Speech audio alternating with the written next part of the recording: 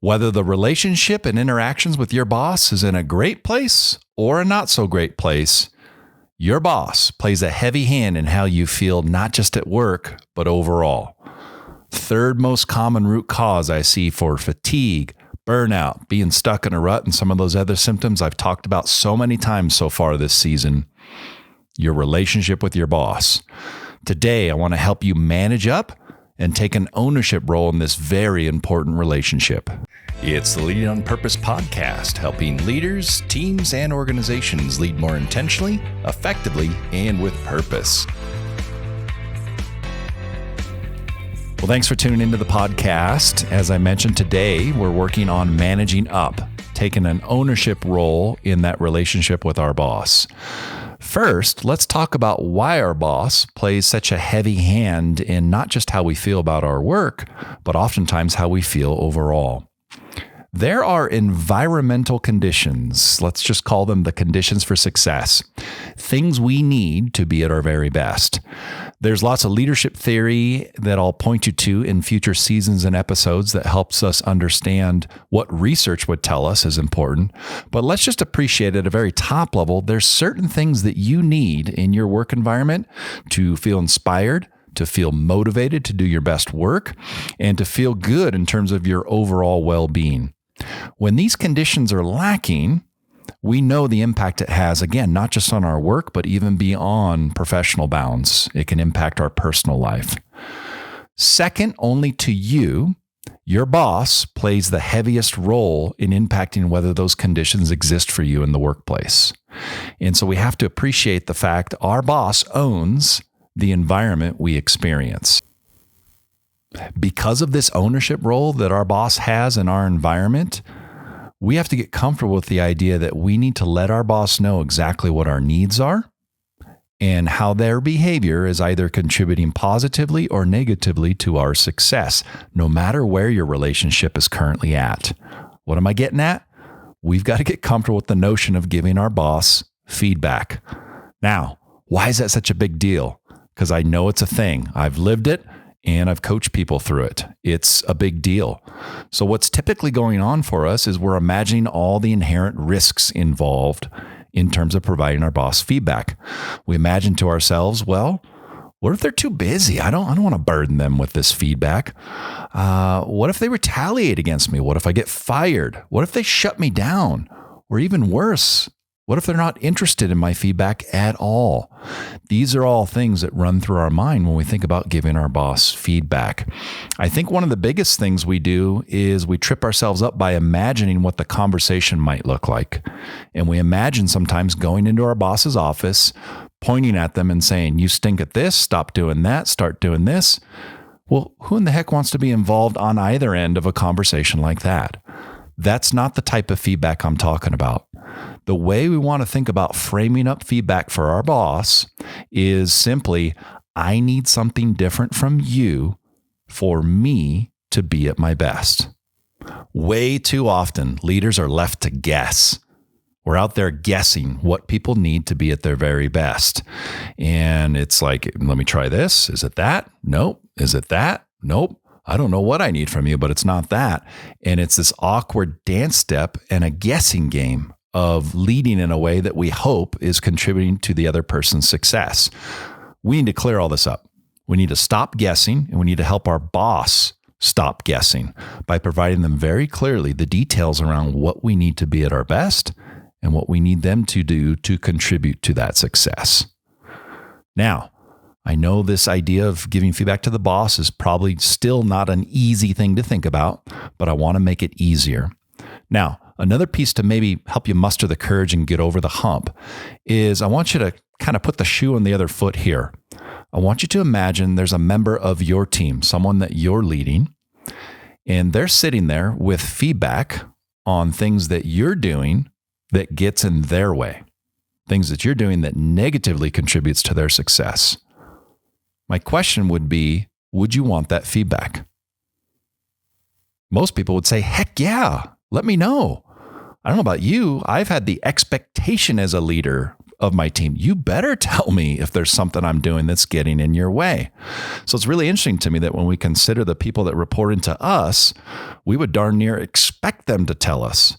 But you flip that around and think about our boss and we say, whoa, that's different. I don't know that that's really fair, that we would have that expectation of people that report to us, but then not be willing to exercise that very same expectation with our boss. Second thing I want you to think about here to maybe get over the hump is, and you may call me a riverboat gambler for saying this, but at the end of the day, if things, let's say, are really bad in the relationship, what do you have to lose by addressing this with your boss? And so I'll put it another way. If I was to go in and tell my boss very constructively, I need some different things from you for me to be at my best, and their response was to shut me down or retaliate against me, or basically say, I'm not interested at all. Isn't that information that we already needed? Isn't that clarity nonetheless?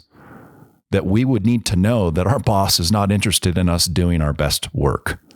Now, I'll tell you, because I've coached enough people and I've lived through enough of these situations, that I can almost promise you that's not what's going to happen.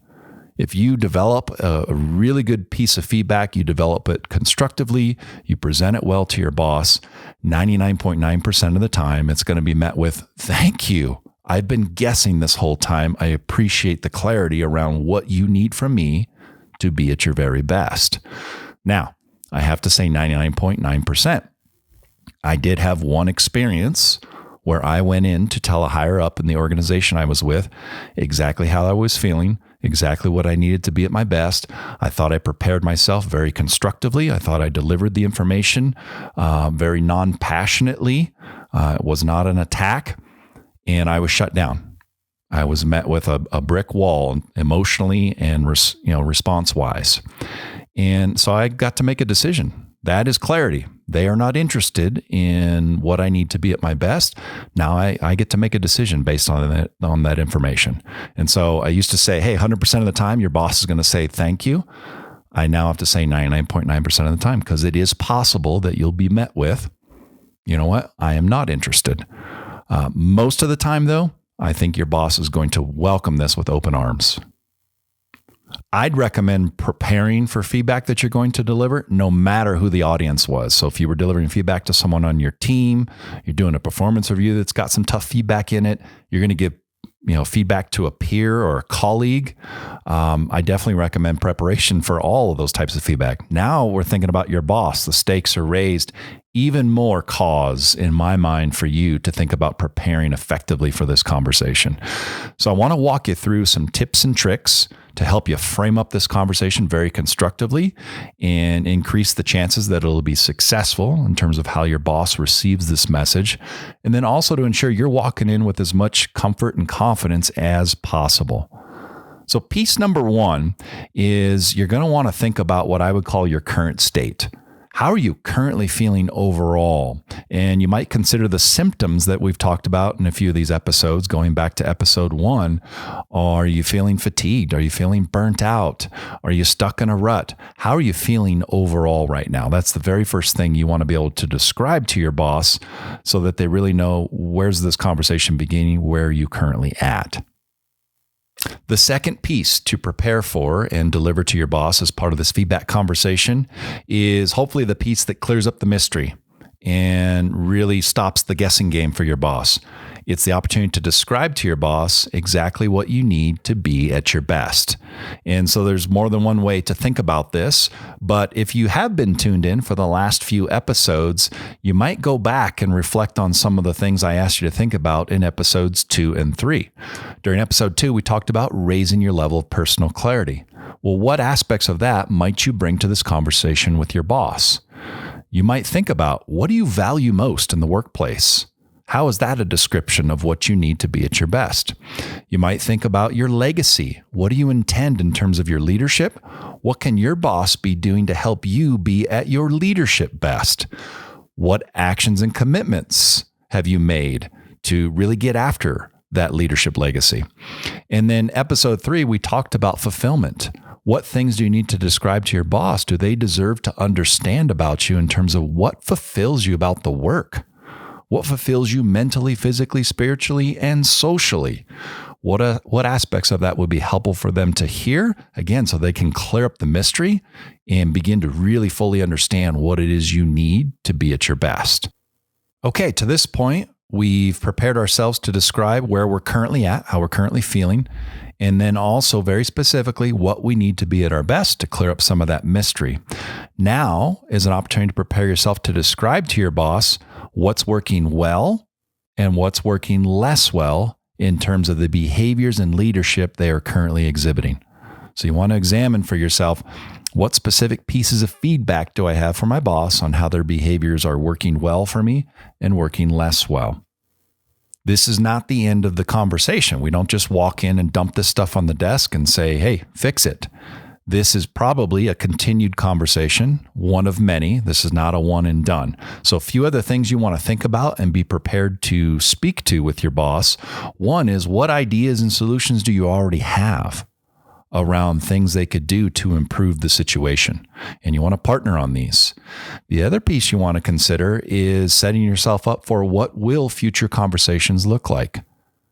How often do you want to check in on this? Is this once a month? Is this once a quarter? Is this every single one-to-one? What do you want the commitment to be on both sides of this partnership to move things to an even better place? One final piece of consideration for this feedback conversation with your boss is to really appreciate the fact that it might need to be queued up. You have an unfair advantage over your boss, meaning you've been sitting on this for a little while now. You've been thinking about these things. And by the time you go to deliver this feedback to your boss, it could hit them out of left field. And so certainly you know your boss better than I do. What things do you need to do to help them put their best foot forward and be a good, attentive listener in the conversation?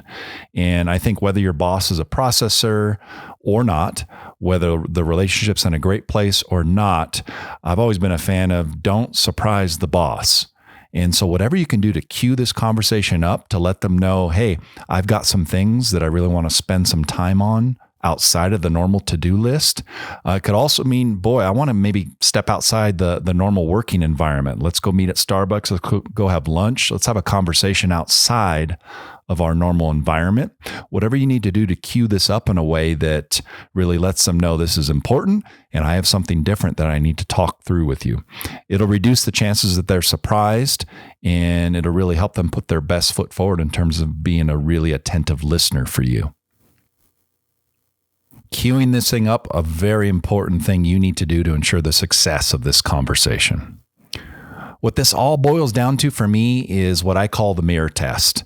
And when I'm in a relationship where there's some misfires and we've got some opportunities, I really like to be able to look in the mirror and ask myself, have I done everything I can to ensure the success of this relationship? And when I look at what's going on right now in the working environments out there, and I think about things like the Great Resignation, I do have a curiosity. Are individuals doing everything they can to ensure the success of the relationship and situation that they're currently in? And so if you take this step, it's one step closer to being able to pass the mirror test. Good luck with this feedback conversation with your boss. In our next and final episode of season 1, we're going to dig into how to find and prioritize your time, because we've worked on so many things related to you over these first few episodes. You might be sitting there thinking, this is all great, but when do I have time to focus on it? I don't have a magical answer for finding more time, because there's only 24 hours a day and 7 days in a week. So I've got nothing new there. But I do have some hacks, tips, and tricks that I think will help you maximize the time you do have and really draw some better balance between hopefully personal and professional lines. So stay tuned for that. That'll be out in the next couple of weeks. Feel free to check us out at leadingonpurposeonline.com. A lot of other helpful information on what the organization is up to. And so I encourage you to go check us out there. And then finally, would love you to subscribe. So wherever you're taking in this episode, whether it's on YouTube or one of the podcast listening apps, do appreciate your subscription and feedback if you have it. Thanks so much for tuning in, and take care of yourself.